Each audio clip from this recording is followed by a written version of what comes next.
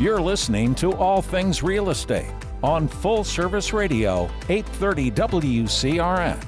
Once again, here's your hosts, Gary Kelley and Brad Avergon.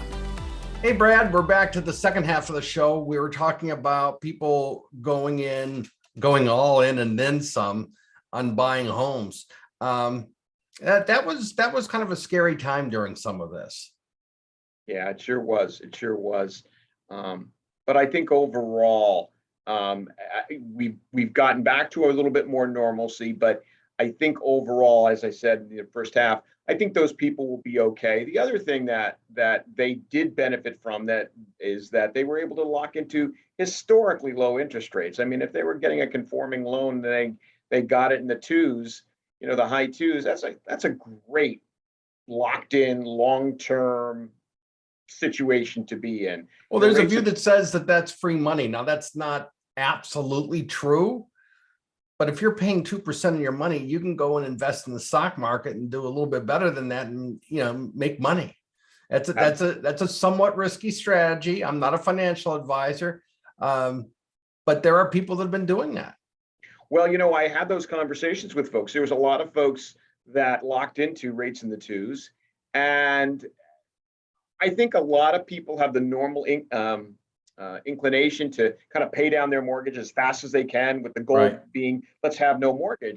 But one of the most underestimated things that people don't realize that they may need in the future is liquidity. And so one of the things I said to them, I said, well, first of all, let's look at what you have. You have historically low interest rate that you locked into for a long-term plan, 30 years fixed. That payment is never going to move. Now, you're right. You can pay off that money at 2% and change. Or as the stock market comes around, or actually was doing great even last year, but as investments come around and interest rates rise, you can even have secure money, and you can have your money either working for you, or you can have liquidity. You can have all of those other things. So maybe paying down the mortgage as fast as you possibly can may not be the best plan. Maybe there's other things. And that's where, as you said, working with a financial planner and having really a good sense of balance is a great way to approach your finances, having this piece in place that you might not be able to get today. If somebody went to me today and said, listen, can I lock in at 2.875 or 2.75 on a 30-year fix? That's not going to happen today. Rates have ticked up just a little bit. But those other folks that locked into it, they've got that component locked in place, and that's a great feature to their financial plan. One of the other things that happened a lot over the last year or so is building material suppliers and contractors and stuff. They all stayed pretty busy.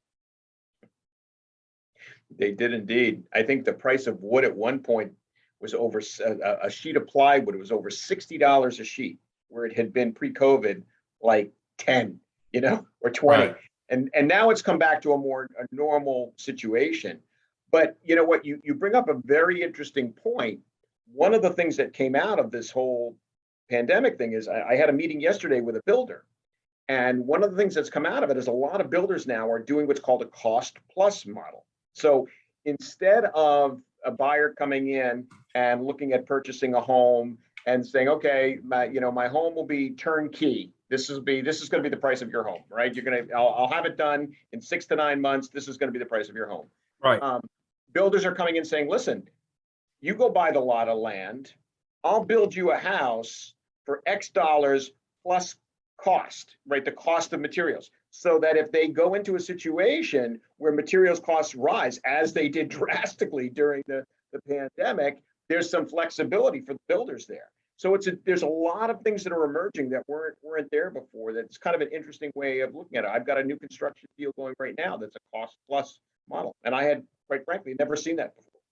We were working with a couple who identified a piece of land, identified a house plan, and they're ready to go. But they were going through the process of tweaking the plan. Should we have a basement or not?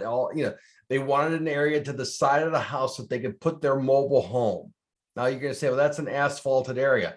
Yes, but they wanted to tie it into their septic so they could dump the black water from the RV, and they wanted to have power there so that they could, run some power to the thing.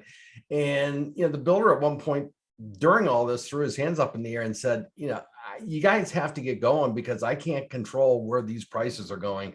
and I can't build the house for free. I just can't. And Right. they ended up with an uplift that was not a cost plus, it was a standard percentage, but they had to make those decisions. And since then, as you point out, some of the prices have come back down, but they haven't come back to where they were. And No. so it's been a challenge for folks. And just getting contractors, that's a problem for folks as well. Absolutely. It's been very, very, very, very difficult to get contractors. I know you deal with a fair amount of contractors that are good quality folks, and I have some contacts as well. And every one of them that I've talked to, that said, I am absolutely flat out. I am absolutely flat out. And some of them have even, to try to stem the tide a little bit, is tried to raise their pricing a little bit just to kind of like slow it down, because Right. nobody likes to say no to a client, and they're saying, well, I've only got so many hours in a day, I can only work so many jobs, so what do we do? And they said even with that, it's been very, very busy. So that's been a challenge, right? What are you seeing on that side, Gary? No, I'm seeing the exact same thing. I had someone contact me the other day and say I need to have the phone number for an electrician. And I'm like, I know a number of them, and I know that they're all busy.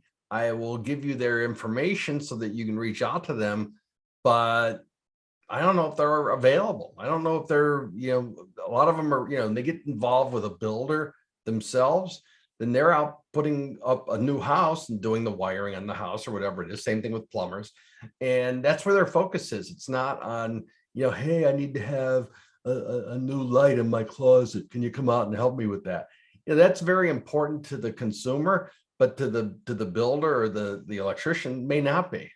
It Right. becomes a challenge. And the other thing, and I don't mean to be negative, but you want someone who's going to do a workman-like job, and not someone that's just going to come out, string a wire, not meet code, not pull a permit when they need one. Those people are out there, and I worry that they prey on people that just they want the light in the closet no matter what, and they may not want to follow the process.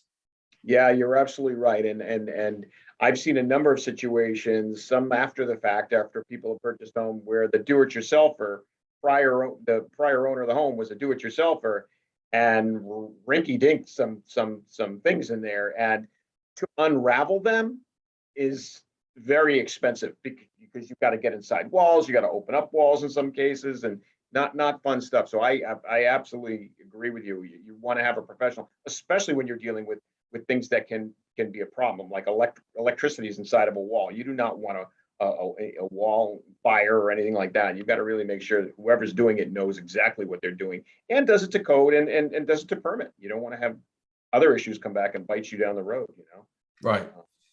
Well, Yeah. we there are some people that are doing some home purchasing and selling in Grafton. In Grafton in particular, the building inspector tends to be a bit of a hard-nosed guy. And if they didn't pull a permit, let's say to do a basement remodel, he won't just go and rubber stamp the thing. He wants to see the wiring specifically. He's kind of gets excited about that. And he makes them pull the walls down so he could look and see the wiring and make sure it was all done correctly. Frankly, it'd be easier just to do it right from the beginning. You're Not, absolutely right. not, Mickey Mouse around with it. And we've all done it. Okay. There's not one person on this call that hasn't on occasion done something where it's like, am I going to pull a permit? Yeah, you should, but I can get the thing done. And, at the end of the day, pulling the permit is the right thing to do. And that's what people should do. That's right. As I've grown older and wiser, I know that it is certainly not the path of least resistance, but it is certainly the best long-term play, because you don't second guess it, you don't question it, it's done right, and you don't, it's good. You can sleep at night, so to speak. So there's one other thing I'm thankful for this year. What's that, Gary? The Macys Parade is going to be a real parade this year. Last year, it was video snippets that NBC and the production company or whoever it is that does it at Macys had stitched together to make it look like the real parade, but it wasn't. it's going to be a real parade this year. And I'm sure that there will be differences, and I'm sure people will be standing apart and some groups will be wearing masks and all. I get that. But to your earlier point, we've learned how to be resilient in a pandemic and how to go on without just saying, oh my God, I'm going to stay at my house. Yeah, no, I think you're absolutely right, and I think that makes us stronger. It makes us wiser, and life is definitely for the living, but to be smart about it and to be prudent. You brought up the case of the individual that with the vaccination. You don't want to get yourself in trouble, as unfortunately he did. But I agree with you. I think you got to live, and I'm grateful. I mean, I'm fortunate. My wife and I were both vaccinated, and she was a high risk situation, and we both got vaccinated. I'm grateful for that. I mean, there's a lot of people that were not as fortunate, some of which you got vaccinated, and they were not right. as fortunate. So I'm grateful for that. I'm grateful that, to the best of my knowledge, the clients that I've dealt with have not only prospered in this difficult time, but they're healthy. More importantly, they're healthy, right? And right. You're healthy, and Sue is healthy, and these are when you slow down, in what you and I do, life moves pretty quickly. And when you slow down at this time of year and reflect back a little bit, we're both very, very fortunate, you and I. No question about it. No question about it. And I want to thank you for participating in the show. And I want to thank our listeners, because if it wasn't for both of them, we wouldn't have anyone listening to the show. We'd be talking to ourselves, Gary. Is that what you're saying? Exactly. We are in drive time on Friday afternoon, 1:00 now. So that's all no. That's prime time, Gary. We've moved up. Right. So I do want to thank you and thank our listeners, and we'll roll right into the real Macys Parade and a great Thanksgiving weekend. Absolutely. Have a wonderful holiday, folks, and be safe and be grateful for all that we have. Thanks, Brad. Thanks, Gary. Be well. You've been listening to All Things Real Estate on Full Service Radio, 830 WCRN.